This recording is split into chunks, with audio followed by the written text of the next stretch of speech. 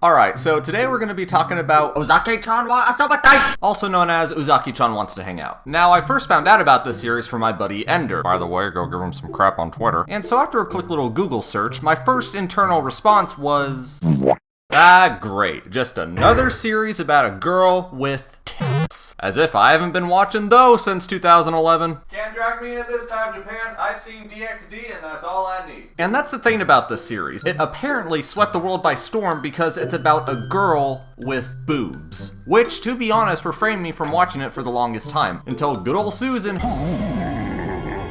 had to shove that shit into my recommendations. Fine, I'll watch it, I said with joy. So I clicked on the first video I saw, that of course being the iconic mall scene. Sexual metaphors and squeezing. What else is new? Look, guys, I've been watching anime religiously since 2011. I've seen some shit. This stuff is just another day in the office, barely enough to entice me. And frankly, after the good old days of early 2010s Netflix anime, shows that had plot but were overshadowed by tits and bland characters just caused me to develop an even more bitter taste for the genre. So I really had little interest in what I would presume to be just another bland dish upon Ramsey's plate. So the months go by and I'm just slacking in my local bookstore and stumble upon the manga. I grabbed a random volume, opened it up, and the first thing I saw was... Oh yeah. And it was at this moment that I was hooked. Giant f***ing hypocrite. And I'm not talking about the MILF titties. I'm talking about the manga itself. The front cover was just so in your face and pops out so smoothly. And not metaphorically either, because the front covers do have some texture. And yes, I kid you not, this was genuinely what turned me over. I kept thinking to myself, wow, I've never seen the manga like this. However, I'm not willing to put money into something I can't promise I'll enjoy. So I opened up my handy little manga app. Hold on, if you didn't know you weren't gonna like it, then why didn't you just read it? The book was right there.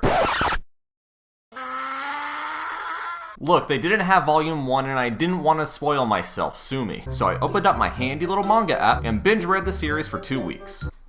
And I loved it. I love this manga, alright? I love each and every character. Their personalities mix well with the story's overarching plot. I love how the main character actually has progression and development. In many other slice of life, the main character is flat, and I don't mean in terms of personality, however that is the case more often than not. He's not programmed with a simple mood set and predictable reactions to different things. He actually changes as the story is meant to affect him, while still being the same character we know. I love the fan service. I was expecting a panty shot every chapter, but we only get service every 5 to 10 chapters on average, including little side stuff the author threw in. It's classy. I like it. I love Uzaki, alright? The first time I saw her, I thought she had one of the worst character designs I've ever seen. And at the time, I only saw her from the anime, which in my opinion doesn't look as good as the manga. And while my opinion is more or less unchanged, I started loving her after I got to know her. I'm sure many people would find her annoying and childish, but I think she's absolutely adorable. And thankfully, they don't make her a typical bland college bitch. They actually give her basic and understandable human emotions, while at the same time a little bit insufferable. And honestly, I can say whatever I want about her design, but she still looks better than any gal from One Piece. I like how each chapter has the word Kohai implemented into the title. Kohai in the sea, Kohai in the common cold, Kohai in the cat cafe, Kohai in the Trump rally, Kohai in the abortion clinic, Kohai Hitler, stuff like that. I love how they introduce little key subplots to slowly introduce each member of Uzuki's family to Sakurai.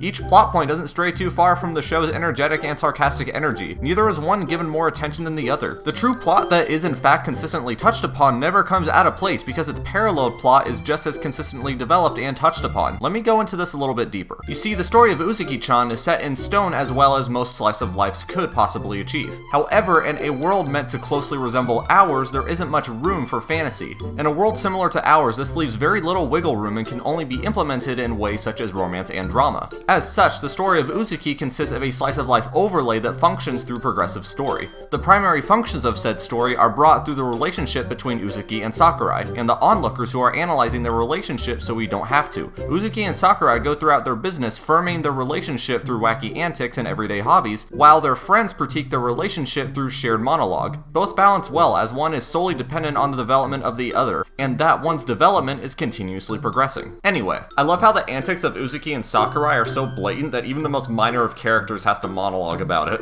I love the overarching misunderstanding with Sakurai and Suki. I love how Uzuki's dad was freaking out to his buddies at his gym about how Uzuki was getting too close to some guy and how he was begging for help and guidance from Sakurai and had no idea that Sakurai was the dude that was getting close to his daughter. I love how perverted Ami can be. Uzuki is the main girl, but Ami is best girl. Now, everything I've just mentioned strictly has to do with the manga. Now, let's talk about the anime. First off, we have the intro. The first time I heard it, I'm gonna be honest, I wanted to shoot myself in the gut and slowly bleed to death. However, I'm embarrassed to say that I love it now and it's even on my Spotify. The anime sticks to the manga where it needs to, consisting of important elements and adventures that originated from the manga that not only gives the show that sweet Uzuki spark, but also minor differences and even straight up original content. The anime is hands down one of the best adaptations I've seen to date. And again, the fan service is very few and far between. It feels like the moments of service aren't always meant to eroticize but bring humor, as many remotely sexual scenes are often brought on humorously.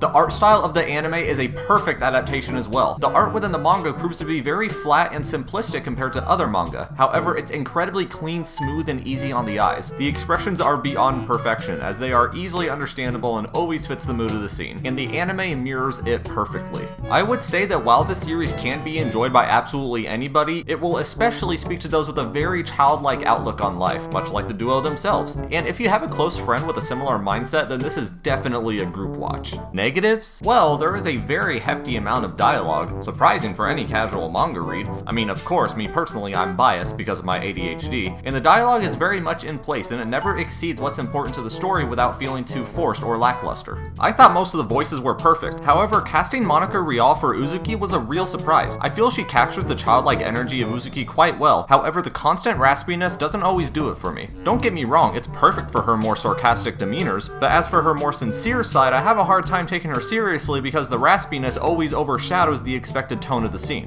My opinion on this, however, has changed a lot because I've seen the show almost twice now, so I'm pretty used to it. In conclusion, on a personal scale, the anime was better than K-On, but not as good as Cells at Work, but just about ties with Kobayashi. The manga thwomps pretty much every other manga I've read, aside from Kiss Him Not Me. I overall give Uzuki a 10 out of 10. It is a flawless series, 100% recommend. And yeah, that'll be it for today, guys. Thank you so much for tuning in, and I'll catch you guys next time. Peace.